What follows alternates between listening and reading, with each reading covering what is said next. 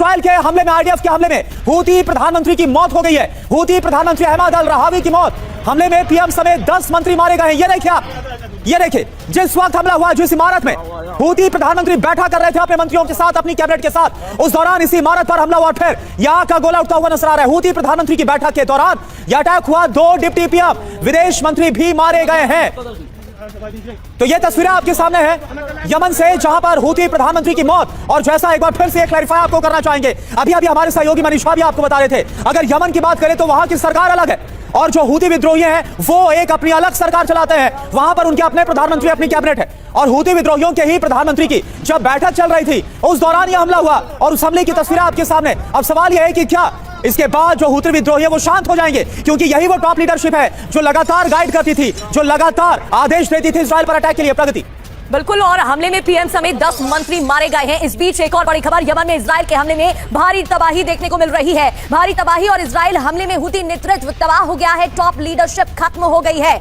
इस दौरान जब गाजा में एक के बाद एक अटैक हो रहे थे तो हूती विद्रोही वही हैं जिन्होंने सबसे ज्यादा फिलिस्तीन का समर्थन किया था। हूती के पीएम समेत सभी नेता इस अटैक के दौरान मारे गए हैं। यमन में इजराइल के हमले में भारी तबाही देखने को मिल रही है। बताया जा रहा है कि सभी एक वर्कशॉप में शामिल हुए थे, हिस्सा थे, और उसी दौरान यह हमला होता है और टॉप लीडरशिप खत्म हो गई। विद्रोही सशस्त्र समूह हूती पर यह हमला हुआ और उसके बाद पीएम समेत जो टॉप लीडर है उनके खात्मे की खबर है। तो ये देखिए तस्वीरें हम आपको दिखा रहे हैं, हूती प्रधानमंत्री की तस्वीर भी आपके सामने। हूती सूचना मंत्री, न्याय मंत्री, विदेश मंत्री, गृह मंत्री, ये सब मारे गए। रक्षा मंत्री के बुरी तरह से घायल होने की खबर है। इजरायली हमले में हूती उपगृह मंत्री की मौत हो गई है। यमन पर यह हाल फिलहाल का सबसे बड़ा अटैक। और जैसा मनीष झा भी अपडेट भी दे रहे थे, एक हफ्ते पहले, 7 दिन पहले हूती विद्रोहियों की तरफ से इजराइल पर क्लस्टर बम का इस्तेमाल करके जो हमला किया गया था, डेडली अटैक किया गया था, यह उसका बदला माना जा रहा है। क्योंकि सबसे बड़ी चुनौती इस वक्त इजराइल के सामने हूती विद्रोही बन रहे थे।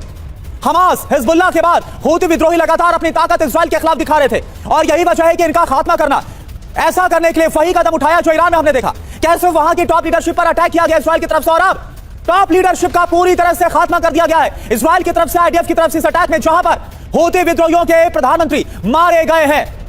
मनीष झा हमारे सहयोगी इस वक्त हमारे साथ फोन लाइन पर हमारे साथ जुड़े हुए हैं। मनीष, इस पूरे मैटर में क्या ये मान लिया जाए कि इजराइल की जो लड़ाई थी प्रॉक्सीज के खिलाफ, उसकी कंसिस्टेंसी बरकरार है? चाहे कोई कुछ भी कहे, वो अपने टारगेट के लिए वचनबद्ध है और अगले जो लोग भी टारगेट है शायद वो भी तैयार रहें, क्योंकि ये बात तो बहुत पहले से तय थी कि हूती लीडरशिप को इजराइल आज नहीं तो कल खत्म करेगा, वो कर दिया।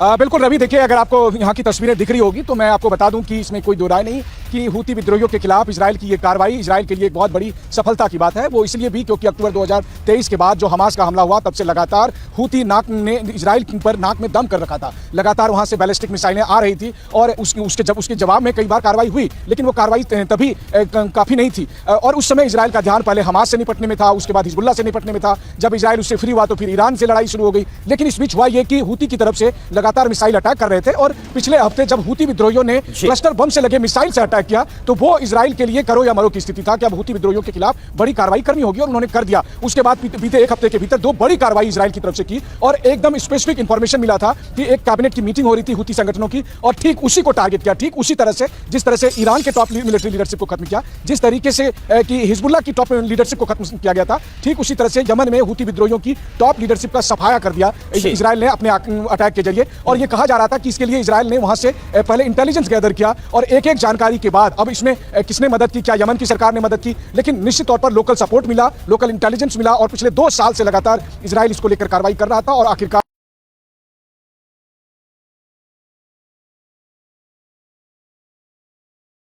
यमन की सरकार के भीतर की जो सरकार वो चला रहे थे उसको पूरी तरह से उन्होंने खत्म कर दिया। क्योंकि मैं अभी चीन में मौजूद हूं तो मैं आपको बता दूं कि चीन भी यमन में हूती विद्रोहियों को काफी मदद कर रहा था और इजराइल का यह भी आरोप था कि चीन की तरफ से यमन में हूती विद्रोहियों को हथियार तक पहुंचाए जा रहे थे, रसद पहुंचाए जा रहे थे। तो ऐसे में समझ सकते हैं कि एससीओ के इस मंच पर मौजूद रहकर भी TV9 की टीम आपको यह बता रही है कि इस हमले से जाहिर है चीन को भी एक चिंता हुई होगी। बिल्कुल मनीष, और आपने सही कहा। और देखिए ईरान का एक बड़ा प्रॉक्सी भी है जो हूती विद्रोही, और ईरान जो कि एससीओ का एक मेंबर कंट्री भी है, उसकी भी जो टॉप लीडरशिप है वो वहां पर पहुंची हुई है। तो क्या है कि बड़ा सेटबैक ईरान को भी, इस पर भी हम बात करेंगे। लेकिन सुशील सिंघल सर इस वक्त हमारे साथ है और भी तमाम जो खास मेहमान है उनसे हम बात करेंगे। लेकिन सुशील सर ये बताइए आपको क्या लग रहा है, क्योंकि जो टॉप लीडरशिप है जो गाइड कर रही थी,